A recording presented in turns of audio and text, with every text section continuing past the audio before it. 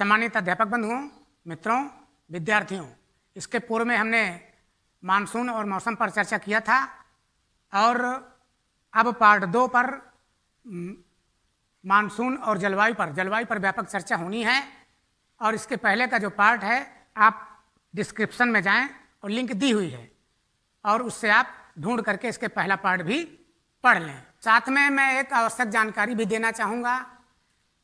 कल हमारे इस YouTube चैनल पर किसी की काली नज़र लग गई थी, किसी ने हैक करने की कोशिश किया था, जिसके तहत हमको पूरा मोबाइल नंबर फॉर्मेट करने पड़े। और मैं चाहता हूँ अपने मित्रों से, अध्यापक बंधुओं से, सभी लोग मेरे व्हाट्सएप ग्रुप में पूरे परिचय सहित 800-93-3704 नंबर पर अपने को जोड़ें। बहुत बहुत धन्यवाद। अब हम अपनी चर्चा को प्रारंभ करना चाहेंगे। ऐ खामोश कलम कुछ ऐसा लिख दे, युवाओं में भाव सृजन का भर दे, युवाओं में भाव सृजन का भर दे। बहुत बहुत स्वागत आप सभी का। इसके पहले मानसून पर चर्चा हुई थी। मानसून भारत में 2 प्रकार के हैं, अरब सागर का मानसून और बंगाल की खाड़ी का मानसून। अरब सागर का मानसून हिंद महासागर और अरब सागर से जब गर्मी के दिनों में काफ़ी गर्मी पड़ती है तो वायुदाब बढ़ जाता है। वायुदाब बढ़ने के कारण ही समुद्र से ये बड़ी वेग से पवनें अपने साथ नमी लेकर के ऊपर उठती हैं और बड़ी इनमें ऊर्जा रहती है, जिसके तहत ये जब पहाड़ों से टकराती हैं तो ठंडी होकर के वर्षा करती हैं और ये इसी क्रम से आगे बढ़ती जाती हैं। फिर मानसून आपका बढ़ता हुआ मुंबई से आगे गुजरात के आपको बताया गया था कल कि ये दक्षिण और पूर्वी क्षेत्र में गुजरात के अच्छी वर्षा करते हुए आगे बढ़ जाता है और भारत के मध्य भाग में ये आगे जाकर के फिर हिमालय पर्वत से टकराता है। चूँकि इधर अरावली पर्वत और इधर विंध्याचल सतपुड़ा की पहाड़ी हैं तो ये अरब सागर का मानसून बीच होकर के आगे बढ़ जाता है और चित्र की भांति ये आगे बढ़ता हुआ हिमालय पर्वत से टकरा करके मध्य भारत में वर्षा करता है। दूसरी तरफ इसकी दूसरी शाखा ये बंगाल की खाड़ी कहते हैं और इसकी दूसरी शाखा इधर पूर्वी भारत की ओर बढ़ता है। इधर अराकान पर्वत श्रेणी है और इधर नागा, मिजो और पटकोई-बुम श्रेणियाँ हैं, मेघालय श्रेणियाँ हैं। इन श्रेणियों से टकराते हुए मानसून पूर्वी भारत में झमाझम वर्षा करता है। कल बताया गया था कि चेरापूंजी में सर्वाधिक 11-12 मीटर वर्षा होती है। क्यों होती है? क्योंकि मानसून जाकर के यहाँ ये पहाड़ियों का आकार उल्टा कीप की तरह है और यहाँ फंस जाता है और झमाझम सबसे ज़्यादा विश्व में चेरापूंजी के पास मासिन राम गांव में वर्षा होती है, लगभग 11-12 मीटर। इसीलिए यहाँ पर खूब जंगल पेड़ पौधे पाए जाते हैं, लंबे लंबे बड़े बड़े। और फिर मानसून इन 7 राज्यों से बढ़ कर के आगे की तरफ बढ़ता है। तो देखिए एक चीज़ और भी फैक्ट समझें, अरुणाचल प्रदेश में कुछ क्षेत्र आपको पीले कलर का दिखता है। ये पीले कलर का जो क्षेत्र है ये पहाड़ी क्षेत्र पड़ता है, तो पहाड़ी के ऊपर मानसून नहीं जा पाता, जिसके कारण यहाँ वर्षा कम होती है, या वही वृष्टि छाया क्षेत्र यह भी कहलाता है। तो तात्पर्य कि मानसून जो है अरुणाचल प्रदेश के कुछ भाग में वर्षा क्यों नहीं करता या पहाड़ी क्षेत्र में वर्षा क्यों नहीं करता, तो इसका आप उत्तर दे सकते हैं कि पहाड़ के ऊपर जो है चढ़ नहीं पाता, हिमालय पर्वत को पार नहीं कर पाता। इसी प्रकार सिक्किम में कुछ हिस्से पर वर्षा अच्छी होती है और कुछ हिस्से पर वर्षा कम अच्छी होती। मान लीजिए आधे से जो ऊपर पहाड़ी क्षेत्र पड़ जाता है तो वर्षा उधर कम है और क्षेत्र में वर्षा होती है। फिर आगे पश्चिम बंगाल और दार्जिलिंग की पहाड़ियों से ये आगे बढ़ता हुआ मानसून बिहार राज्य में प्रवेश करता है। बिहार में भी अच्छी वर्षा करता है, लगभग 140, 50, 60 सेंटीमीटर बिहार का औसत वर्षा रहता है। पूरब से पश्चिम की ओर धीरे धीरे कम होती जाती है। फिर आपका ये उत्तर प्रदेश में प्रवेश करता है। इलाहाबाद में लगभग इसकी औसत वर्षा 90 सेंटीमीटर के आसपास ही बचती है। यहाँ पर इलाहाबाद है और लगभग 90 सेंटीमीटर वर्षा यहाँ तक आते आते हो जाती है, अर्थात वर्षा की मात्रा घट जाती है। और यहाँ बिहार में लगभग 140 सेंटीमीटर 150 सेंटीमीटर वर्षा मानी गई है। तो जैसे जैसे ये उत्तर की तरफ और पश्चिम की तरफ बढ़ता जाता है हिमालय पर्वत से टकराते टकराते, तो इसकी ऊर्जा घटती जाती है और इसीलिए धीरे धीरे मध्य भारत में पश्चिमी उत्तर प्रदेश में, पंजाब हरियाणा में वर्षा कम होती है। अब एक बात आपको और बताना चाहूँगा कि एक प्रश्न आ जाता है कभी कभी कि लेह में या जम्मू कश्मीर में वर्षा नहीं होती, क्या कारण है? तो उसका कारण यह है कि अरब सागर वाला मानसून भी हिमालय पर्वत से टकरा करके दिल्ली और ये उत्तर प्रदेश, मध्य प्रदेश, मध्य भारत में वर्षा करता है, आगे नहीं बढ़ पाता, चूँकि आगे जाते जाते थक जाता है, अपनी देहाती भाषा में आप समझ लें। और बंगाल की खाड़ी वाला मानसून भी हिमालय पर्वत से टकरा करके वर्षा करते करते ये भी धीरे धीरे चलते चलते किसी प्रकार से आपका उत्तरांचल और ये आपका उत्तर प्रदेश में वर्षा करने के बाद इसकी क्षमता आगे नहीं बचती कि वो हिमाचल प्रदेश और थोड़ा बहुत अगर कर भी दिया यहाँ तो ये जम्मू कश्मीर की तरफ नहीं पहुँच पाता है। इस क्षेत्र में तो थोड़ी बहुत हो सकती है श्रीनगर की तरफ, लेकिन लेह में वर्षा नहीं होती। ये वृष्ट छाया क्षेत्र और शीत मरुस्थल भी लेह कहलाता है, क्यों करके इधर आपका हिमालय पर्वत इसको पार करके ये हमारी जो है मानसूनें उस पार नहीं जा पाती, इसलिए लेह में वर्षा नहीं होती। लेह भारत का सबसे बड़ा जिला भी है और यहाँ पर शीत मरुस्थल भी है और वर्षा नहीं होती, इसका आपको कारण भी समझ में आ गया है।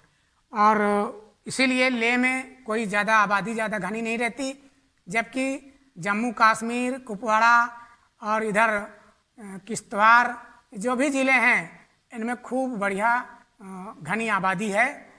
राजौरी, पुंछ। अब आप कारण कोई पूछ ले कि क्या कारण है कि लेह की तरफ आबादी कम है और श्रीनगर की तरफ अधिक है, तो आप कारण को स्पष्ट कर सकते हैं कि ये भौगोलिक कारण है, जलवायु का कारण है। अब इन तीनों कारण के बाद हम एक विदर्भ की चर्चा किए थे कि विदर्भ क्षेत्र में जो कि महाराष्ट्र और तेलंगाना और कर्नाटक के कुछ ज़िले आते हैं जहाँ पर वर्षा नहीं होती है। और क्यों नहीं होती है? क्योंकि मानसून पहाड़ों से उतर के आ नहीं पाता है। कभी बरस गया तो अच्छी बात है, नहीं बरसा तो कोई बात नहीं और वहाँ के किसान परेशान हो जाते हैं। यह चर्चा इसके पूर्व हमने किया था। अब हम एक फैक्ट बताना चाहेंगे कि कभी कभी प्रश्न आ जाता है कि झारखंड में अच्छी वर्षा होती है लेकिन छत्तीसगढ़ में नहीं, क्या कारण है? तो आप कारण समझने की कोशिश करें।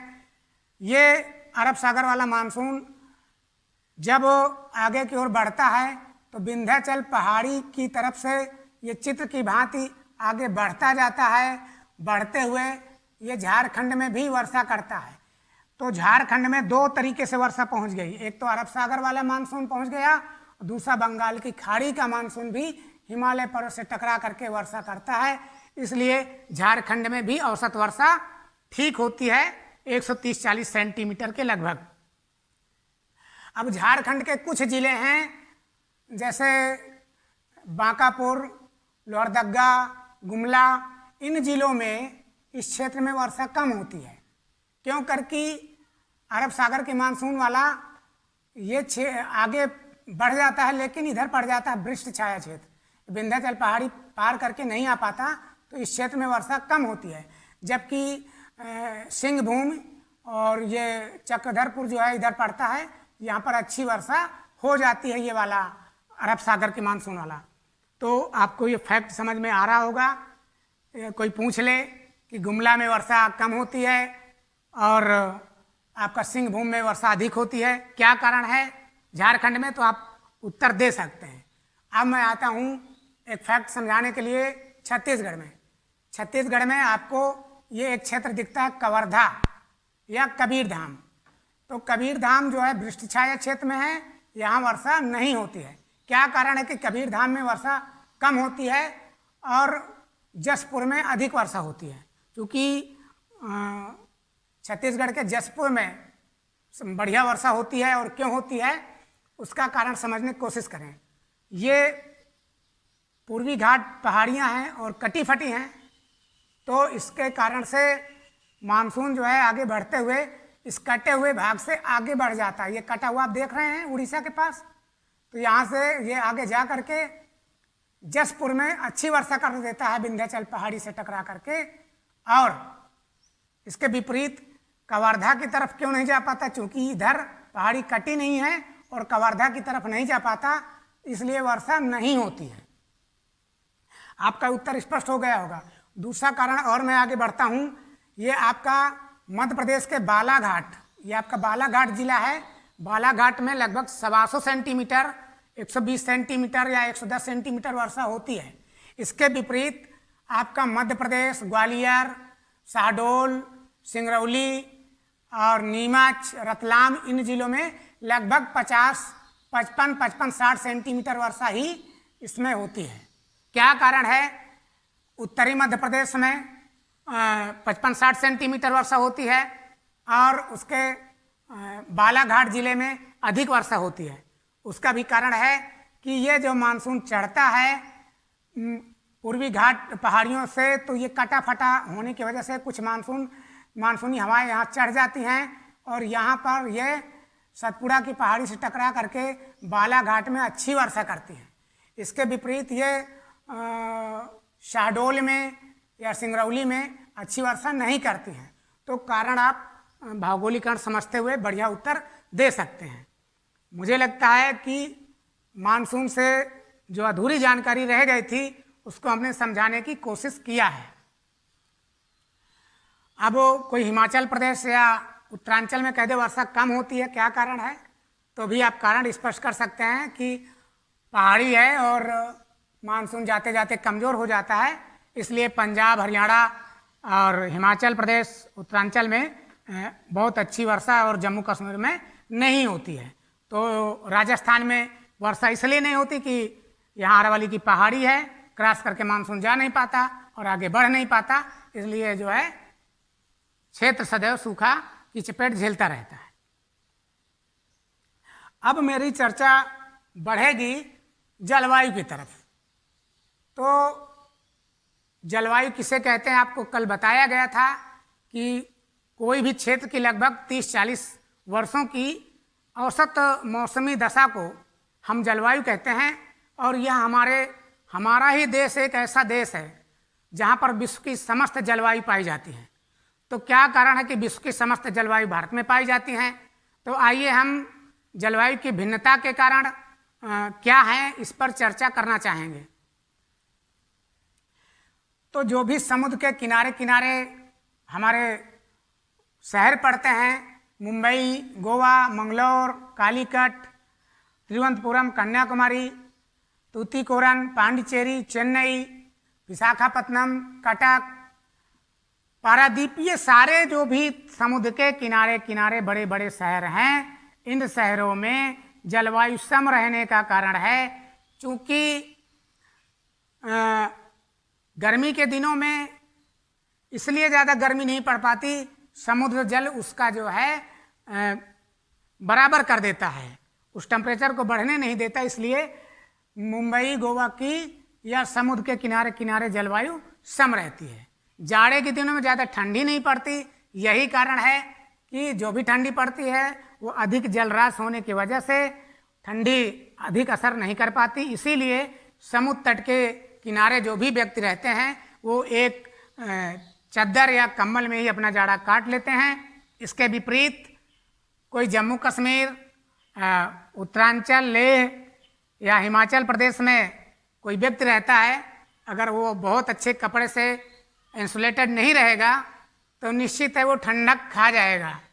तो हमें जलवायु के अनुसार ढलना पड़ता है, रहना पड़ता है, तो जलवायु का हमारे जीवन पर बहुत ही असर है। तो आपने समझा कि कभी कभी प्रश्न आ जाता है कि गोवा में सम जलवायु का क्या कारण है या मुंबई में अधिक गर्मी क्यों नहीं पड़ती है, तो आप इन सारे प्रश्नों का उत्तर दे सकते हैं। मुंबई और पुणे की जलवायु में क्या अंतर रहता है? क्योंकि मुंबई की तो सम है लेकिन पुणे की जलवायु सम नहीं है। और जैसे जैसे समुद्र तल से हम दूर जाएंगे, औरंगाबाद या और आगे बढ़ेंगे नागपुर, तो यहाँ की जलवायु और भी विषम हो जाती है। तो समुद्र तल से जितना दूर जाएंगे उतना ही जलवायु आपकी विषम होगी। राजस्थान के जैसलमेर वगैरह में इसीलिए गर्मी के दिनों में अधिक गर्मी पड़ जाती है और इसका तापांतर ज़्यादा रहता है। तापांतर ज़्यादा रहने का कारण है कि दिन के समय में इसका ताप अधिक बढ़ जाने से ताप अधिक हो जाता है और रात के समय रेतीली ज़मीन ठंडी हो जाती है, तो तापांतर ज़्यादा रहेगा। और तापांतर कहाँ कम रहता है? समुद्र के किनारे किनारे सबसे कम तापांतर रहता है। दैनिक जो ताप का अंतर उसे तापांतर बोलते हैं। ज़्यादा तापांतर आप जैसलमेर को कह दीजिए कि यहाँ पर ज़्यादा तापांतर रहता है। अब इसी जलवायु में आपने सम जलवायु को समझ लिया। विषम जलवायु कहाँ पाई जाती है? तो समुद्र से दूर स्थलों पर विषम जलवायु पाई जाती है। अब इसका आपके जीवन पर क्या प्रभाव पड़ता है? आपके जीवन को बहुत तरीके से प्रभावित करती है। रहन सहन, खान पान, भोजन, कपड़ा, ये और कार्य क्षमता। चूँकि ज़्यादा गर्मी पड़ेगी तो आप ज़्यादा कार्य नहीं कर सकते और ज़्यादा ठंडी पड़ेगी तो भी आप बहुत अच्छा कार्य नहीं कर सकते। इसलिए हमारी जो एक औसत जलवायु होनी चाहिए, जैसे इस क्षेत्र की जलवायु लोग बहुत पसंद करते हैं। हिमाचल प्रदेश और उत्तरांचल के आसपास जो वातावरण रहता है लोगों को गर्मी के दिन के लिए बहुत लुभाता है। तो क्या कारण कि गर्मी के दिनों में लुभावन वातावरण बनता है, इस पर भी हम चर्चा करेंगे। और एक चीज़ और बताना चाहेंगे अभी, यहाँ पर एक बात आती है कि जो कर्क रेखा है आपको ये भारत के मध्य होकर के गुजरती है। कर्क रेखा भारत के मध्य होकर के गुजरती है। क्या कारण है कि कर्क रेखा भारत के मध्य होकर के गुजरती है, फिर भी उत्तर पूर्व भारत में जो है जलवायु आपकी उष्ण कटिबंधीय जलवायु रहती है? तो इसका उत्तर समझने की कोशिश करें। देखिए, कर्क रेखा गुजरती है, इसके अनुसार यहाँ की जलवायु शीतोष्ण होनी चाहिए। कर्क रेखा और उसके आसपास की जलवायु हमें शीतोष्ण होनी चाहिए, लेकिन ऐसा नहीं होता है। क्यों? करके इधर हिमालय पर्वत है और हिमालय पर्वत की तरफ से जो साइबेरियन की ठंडी हवाएं आती हैं चीन की तरफ से, तो हिमालय पर्वत उनको भारत के अंदर प्रवेश करने नहीं देता है, जिसके कारण यहाँ उत्तर प्रदेश हो या आपका बिहार, पश्चिम बंगाल, यहाँ पर का जो वातावरण है वो गर्म ही बना रहता है। तो आप समझ गए होंगे कि हमारे उत्तर भारत में उत्तर प्रदेश, मध्य प्रदेश या पूर्वी भारत का वातावरण अधिक गर्म क्यों रहता है।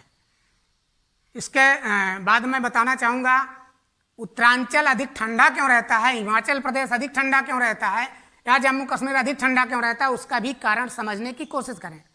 क्योंकि हिमालय पर्वत की ऊंची ऊंची चोटियाँ आपके उत्तरांचल में, हिमाचल प्रदेश में और जम्मू कश्मीर में भी हैं, जिसके कारण आपको एक फैक्ट मालूम होना चाहिए कि 1 किलोमीटर की ऊंचाई पर लगभग 6 सेंटीग्रेड का तापमान घटता है।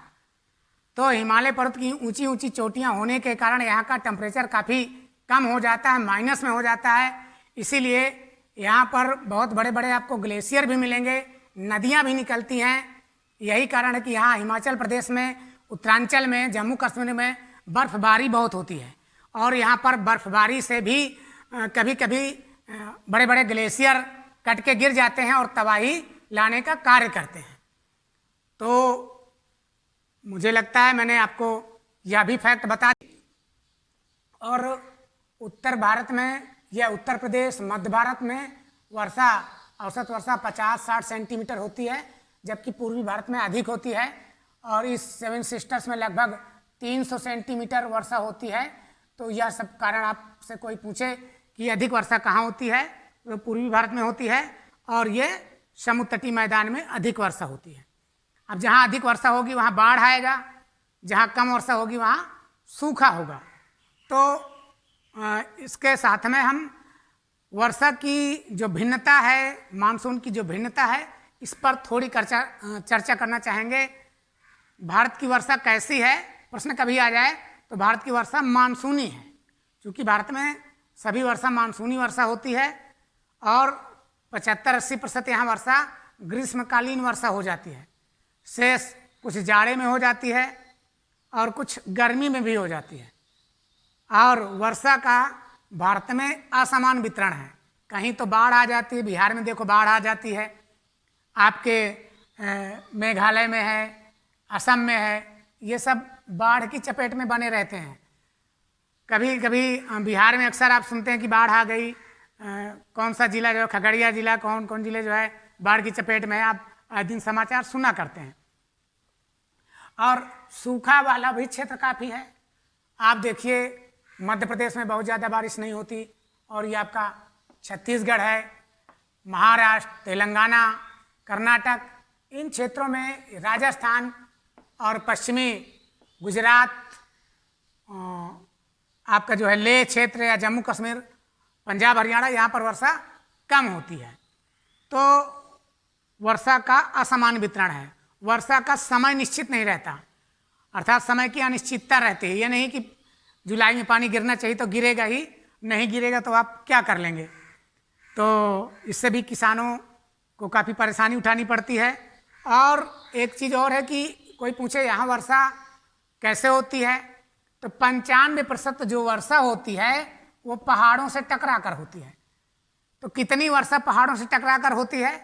हमारे देश में लगभग 95% वर्षा पहाड़ों से टकरा कर होती है और 5% वर्षा चक्रवाती वर्षा होती है। चक्रवाती तूफान जो है जाड़े के दिनों में बहुत सक्रिय हो जाता है।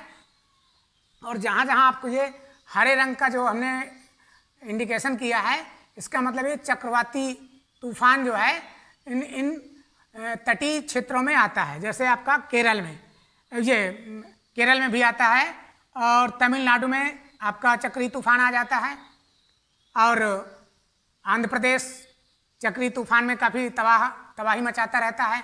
उड़ीसा तट भी चक्री तूफान में काफ़ी तबाही मचाता है।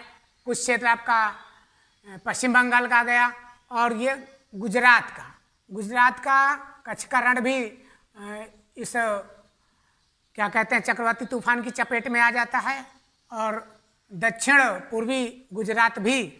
तो कभी कभी आ सकता है कि चक्रवाती तूफान किन क्षेत्रों में तबाही मचाता है। तो आप कह सकते हैं कि पूर्वी तटीय क्षेत्रों में, तमिलनाडु से लेकर उड़ीसा तक ये तबाही मचाता रहता है। अक्सर आप सुने होंगे कि उड़ीसा में चक्रवात आने वाला है, और वहाँ की ज़मीन वो मछुआरों को सबको हिदायत दी जाती है, प्रशासन अलर्ट हो जाता है और लोगों को सुरक्षित स्थान पर पहले ही भेज देता है।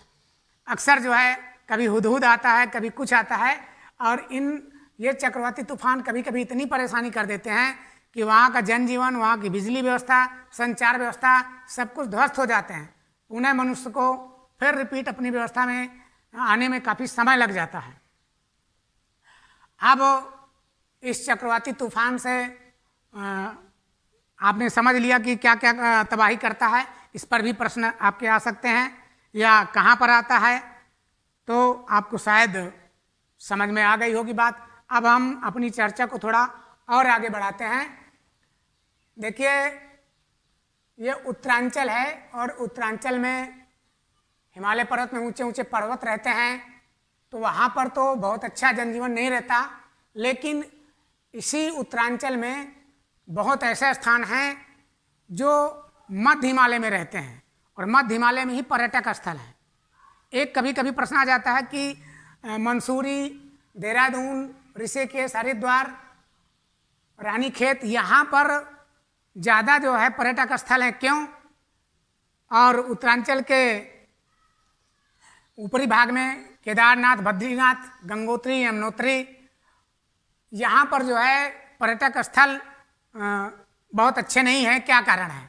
तो उसका कारण यह है कि जो जितनी ऊंचाई पर होगा वहाँ उतनी ठंडक होगी, और ठंडक ज़्यादा आदमी के लिए जो है अनुकूल नहीं रहता है। इसलिए जो मंसूरी, जिसे पहाड़ों की रानी कहा गया है, बहुत अच्छा पर्यटक स्थल है। और इसी मंसूरी में आपने सुना होगा कि IAS ट्रेनिंग सेंटर भी है।